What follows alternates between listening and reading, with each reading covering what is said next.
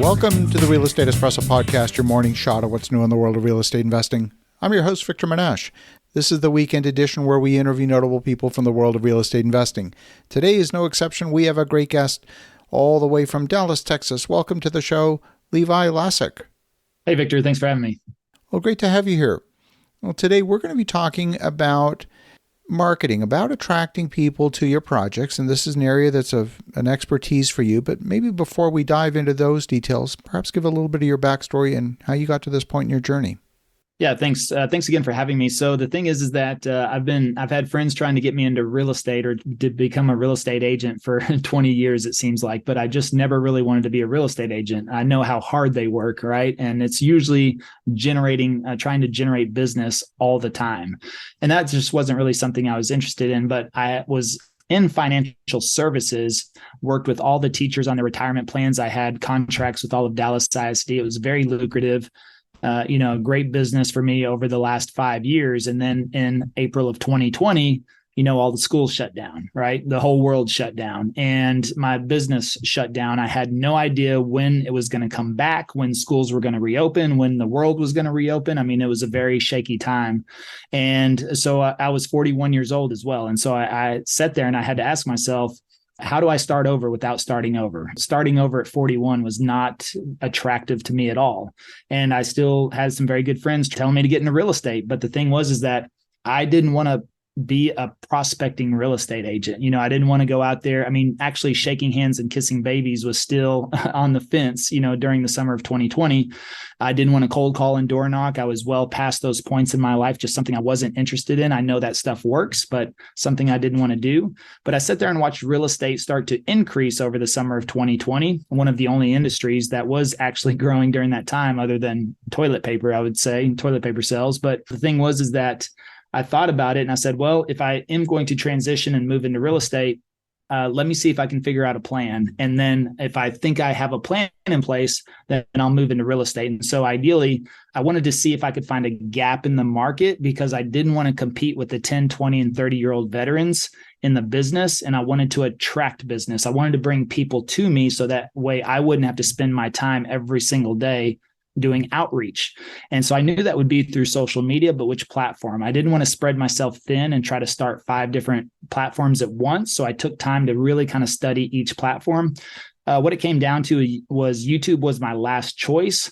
But what I started to learn was that YouTube was a search engine, not a social media platform, and that people are searching for information and education on YouTube. And so even though I didn't have experience as a real estate agent, I knew Dallas very well. And what I started to figure out was that Dallas were really good search terms. The suburbs of Dallas were really good search terms. The neighborhoods in Dallas were really good search terms. So that told me that people were searching information on the areas more than they were searching about, how to buy or sell a home, which is where typically most agents would go to make content. Now, I understand, this audience is a lot of investors, multifamily lenders. You have all different kinds in this audience, and it's the same application.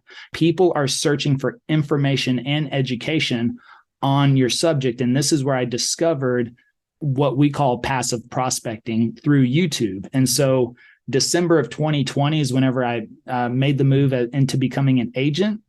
And I just only started on YouTube, just making YouTube videos about providing information about the different neighborhoods and suburbs on Dallas. It took about 90 days to get the first deal under contract. We ended up closing, and I partnered up with a good friend of mine, Travis Plum, and we closed our first 2 transactions in April of 2021. And that was our first 2 real estate transactions. In the last 9 months of 2021, we ended up closing 64 transactions. We did over 33.5 million in volume in our the last 9 months of our first year. And that was just over $1 million in commissions. Now, fast forward to 2022, we were in full stride, still creating videos. And that's all we focused on. We didn't cold call or door knock or send out a single postcard. And, 2022 just came to an end. We ended up closing 86.2 million in volume just from our YouTube channel. We did 156 transactions and just over 2.3 million in commissions just from the YouTube channel without spending any money on advertising. And so this is something that, we were talking a little bit off air. That's the whole concept of passive prospecting. The only reason we were able to do that amount of business and that amount of volume is because once I made one YouTube video, it went to work for me, constantly prospecting on a 24/7 cycle. And actually more than that, because YouTube does not take time. YouTube makes you time. And not only does it make you time, it compounds your time. So for example, if I made one video, it took me 30 minutes to make. That one video has been watched over 10,000 hours. That's over a year. That's almost a 1.3 years worth of time whenever you divide that by 24 hours in a day.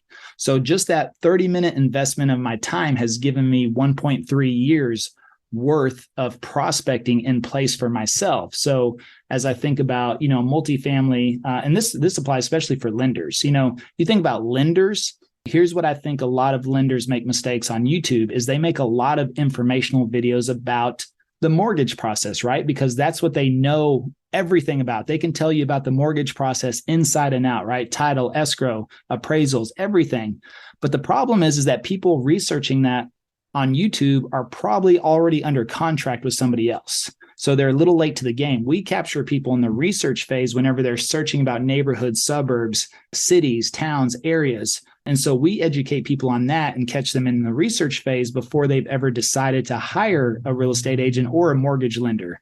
And so if lenders would just shift their focus and get people ahead of the curve, while they're researching before they've actually gone under contract, that would give them a really good opportunity to succeed on YouTube. Same thing with, multifamily investors. I love what you said about it being educational, because there's so many people out there putting out content on YouTube that is, they're trying to make a viral video. It's a little bit of the narcissistic look at me thing. And a little bit of that works, generating buzz and excitement works a little bit, but you do too much of that and it crosses a line. And I think what in today's oversaturated world, what is working is that educational marketing piece that you spoke about. And I also love the idea of not only targeting who you're speaking to, but also where in the process are you speaking to them. So maybe you can talk a little bit about how you make sure that you're connecting with people at the right point in the process so that you're not educating them after the fact.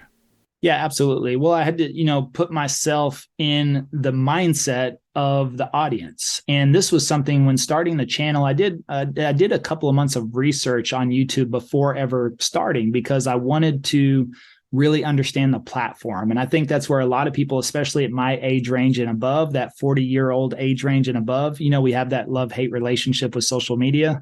And I think it's just because we don't understand it. We didn't grow up with it. So I took time, and I knew that was a downfall for me because I never focused on social media up to this point. I didn't have to. I was still doing business, handshake to handshake, face to face. But I also knew that wasn't scalable anymore. And so actually looking into the platform, understanding what works. And so therefore, it's a matter of creating content that people are searching for. And my goal, what I understood is that it wasn't about views. It wasn't about vanity metrics. I only had one goal, which is, can I make the phone ring? Period. So creating the channel from the start, I had that one goal is can I provide enough value to actually get people to pick up the phone and call us.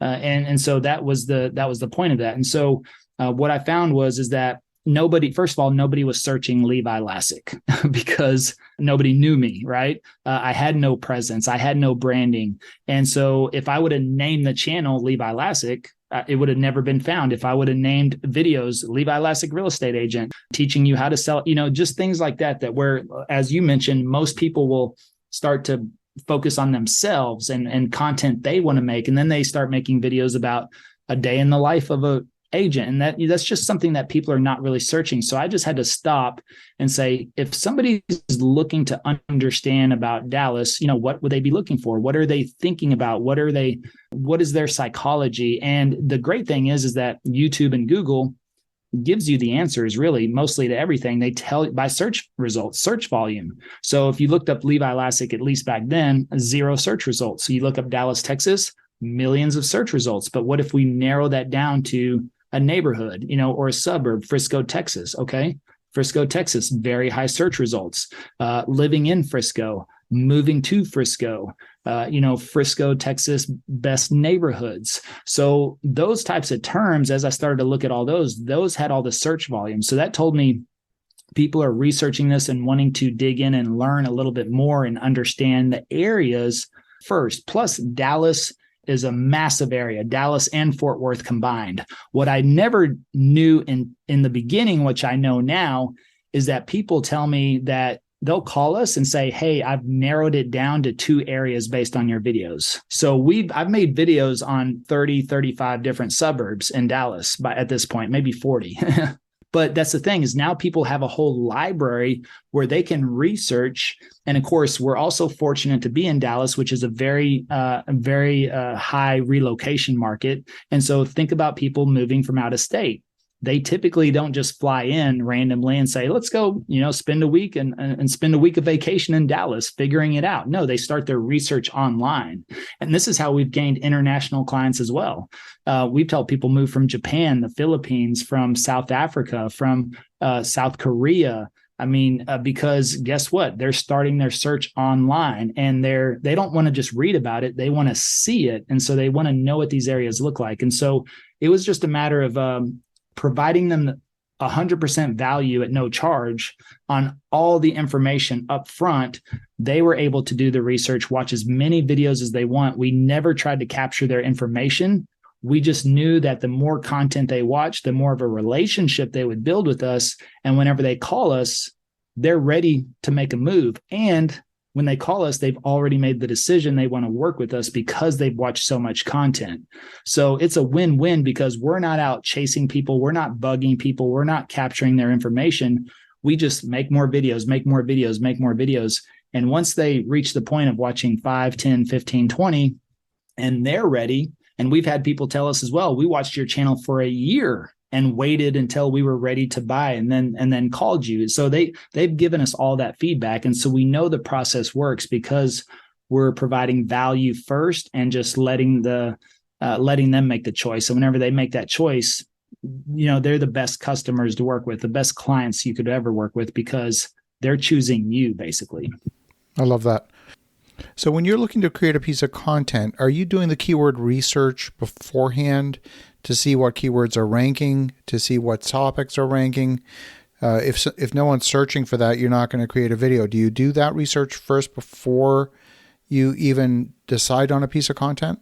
Yeah, absolutely. Now, so here's a phrase I like to say as well, which is whenever I was starting out, I had no audience, I had no presence, I had no brand. So I optimized for the algorithm in the beginning. And then as you develop an audience, then you want to optimize for the audience, which means once I started to establish an audience, have communication, talk to them through comments, talk to them on the phone, meet them, sell homes, then you get to know your audience. And then it's easier for me now. Now I will make content that is not necessarily search-based or, based on what the search results are. I can make content now that I know the audience is looking for. But in the beginning, I had no clue. And if I just made something that I wanted to make, I didn't know if it was going to hit or not. But yes, I could search every suburb in Dallas and rank them by search results. And so my thought process is go after the ones with the most search results, right? And so, and because that's going to give me a higher likelihood of getting found sooner rather than later. And Frisco, Texas, gets 600,000 searches per month, but Plano, Texas gets 834,000 searches per month. And Frisco is usually the most requested suburb. But Plano has 200,000 more searches per month, which surprised me. So if I would have made Frisco videos first, I would have still done well. But Plano videos, I made those first because they had the higher search volume. It's given me an extra 200,000 chances to get found, right? Because it has that much more search volume. And so I just prioritized all my areas in high volume to low volume based on search results. And I work my way down. I'm not going to leave off any areas mainly because I want to try to cover a lot, but I'm going to focus on those highly searched areas first. There's a strategy in search, and I call it Coke versus Pepsi, which is if someone, let's say Coke is a highly searched term, then you can certainly produce a piece of content that speaks to Coke, but also talks about Pepsi as well, so that you're maybe leveraging a little bit of that search volume, but directing it a little bit away from the original intended target. Is that something that you do as well, or is that a little bit too much of a black art? Yeah, I mean, maybe so. I don't know. I think I wasn't even thinking anything close to that. It was more of like, hey, here's the numbers. That's where I'm going to go to first. But now I'll make a video, and I have a team in place that will edit and optimize everything. I was doing that in the beginning, but now once I make the video, they'll actually optimize the video. So they'll tag it to the right keywords and things like that I'm focused on, because I have an understanding of my audience now, and I get a feel for what's likely to do well. I'm not saying it's perfect every time, but I have a good sense of what's likely going to do well and get some good views and the information they're looking for. And then they'll optimize the video, which you can do that on the back end, and tie all the keywords into what I talk about. Okay, very interesting. Well, Levi, if folks want to connect, if they want to learn more, what's the best way? Yeah, passiveprospecting.com. If I may, we have a book coming out on this in the next, 30 to 60 days. Should be late February, maybe early March. But if you go to passiveprospecting.com, then you can sign up to be notified when we release that book, and we'll be doing some giveaways and contests. But that book is going to be geared for small business owners. So yes, we are real estate agents, but I wrote the book in a manner so that any small business owner could pick up that book, understand the principles and the process. So the first part of the book, the first 9 chapters, are all about the principles, what makes YouTube so powerful and why it's better, I believe, than any other marketing platform out there. And then the last 5 chapters are just on the process, where I actually walk you through how to build your channel, how to create content, how to optimize, and how to convert leads from that. It doesn't matter if you're a plumber, electrician, a multifamily investor, a lender. You'll be able to pick up that book and really get the overall concept of how to get started on YouTube. I love it. I love the perspective. Love what you've done. And for the listeners at home, definitely connect with Levi Lascsak at passiveprospecting.com and sign up for an advanced copy of his new book. In the meantime, have an awesome rest of your weekend. Go make some great things happen. And we'll talk to you again tomorrow.